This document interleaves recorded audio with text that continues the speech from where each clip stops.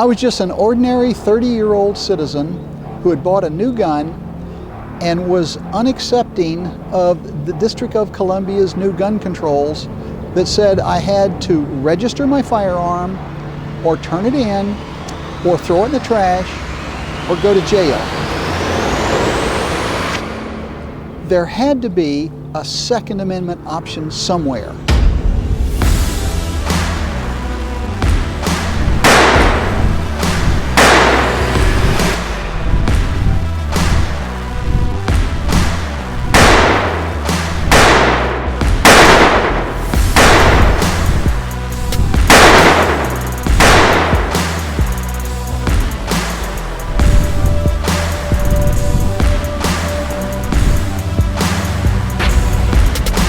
I used to work at the Supreme Court Annex, right in the next building there. And interestingly, when I show up for work every day, when I report for duty, they would give me a gun and I had to turn it in when I was off duty. I could not even own a gun to protect my family, but they gave me a gun to protect them.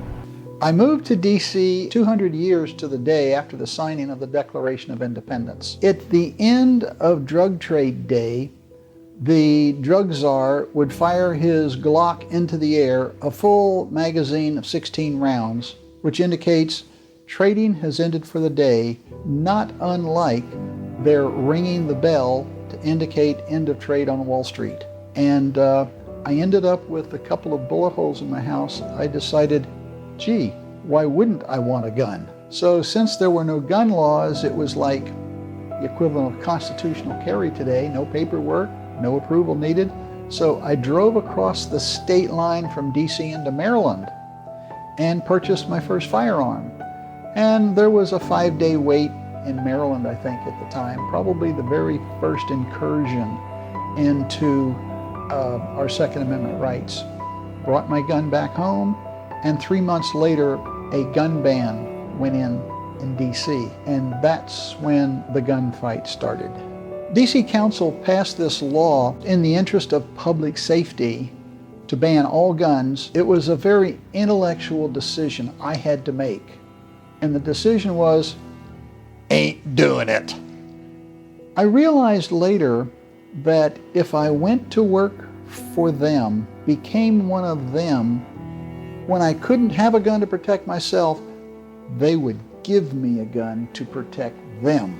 After going through special police officer training, I worked various commercial sites, and then they chose me to work at one of the Supreme Court buildings. My brilliant lawyer, who was the strategist of the case, said, Dick Heller, you take the serial numbers of that gun and you go down and try to register it. So Dick Heller takes the serial number and the model of his gun down to MPD to try to register it. Now, you could register a long gun, and I knew that, but the officer on duty gave me the form, I filled it out, everything proper, and he says, okay, let's get you registered. Whoops, wait a minute, this is a handgun. Well, yeah, I'm a cop. I should be able to have a handgun. Oh, no, you can't. Well, look, there's a law that says that? Yes. Well, could you look it up for me, please? Well, certainly. Look, I can't remember all these numbers. Could you write it down on the back of the form? And he did. And I said, if I need to get in touch with someone, could I have your name and phone number? And he wrote it down there. I took the form and I folded into thirds, letter size, and I put it in my pocket as I'm furtively walking out the door, hoping no one yells at me. When the case was thrown out of court, Judge Urbina said that fear of prosecution just because citizens had been given warnings of arrest is insufficient grounds to present a case against the government.